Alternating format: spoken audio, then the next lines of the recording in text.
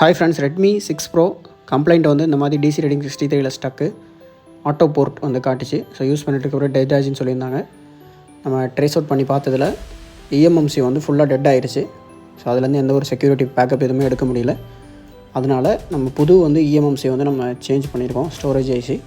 So ஆர்பிஎம்பி clean பண்ணதுக்கப்புறம் MIUI 9 file flash பண்ணதுக்கப்புறம் set வந்து லோகோ ரீஸ்டார்ட் ஆகும். ஸோ அதை ஃபிக்ஸ் பண்ணுறதுக்கு ஒரு சில ஃபைல்ஸ் ரீப்ளேஸ் பண்ணணும். ஸோ அந்த ஃபைல் ரீப்ளேஸ் பண்ணதுக்கப்புறம் MIUI 9ல் வந்துடும். அதுக்கப்புறம் செக்யூரிட்டி ரிப்பேர் பண்ணணும். QCN IMA ரிப்பேர் பண்ணதுக்கப்புறம் திரும்ப லேட்டஸ்ட்டு ஃப்ளாஷ் ஃபைல் நம்ம ஃப்ளாஷ் பண்ணணும். ஸோ அதுவுமே வந்து ஒரு சில ஃபைல் மோடம் இமேஜ் எல்லாமே ரீப்ளேஸ் பண்ணதுக்கப்புறம் இப்போ செட்டு வந்து பக்காவாக ரெடி ஆயிடுச்சு. வித் டுவல் IMEI 2 IMEI நம்பரும் அதே மாதிரி நெட்வொர்க் எல்லாமே சூப்பராக வந்து ஒர்க் ஆகுது.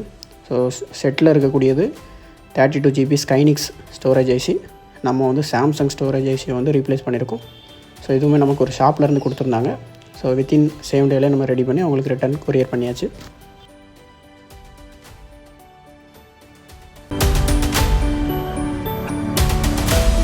கொரியர் மூலமாகவோ அல்லது நேரடியாகவோ நம்மக்கிட்ட சர்வீஸ் பண்ணிக்கலாம்.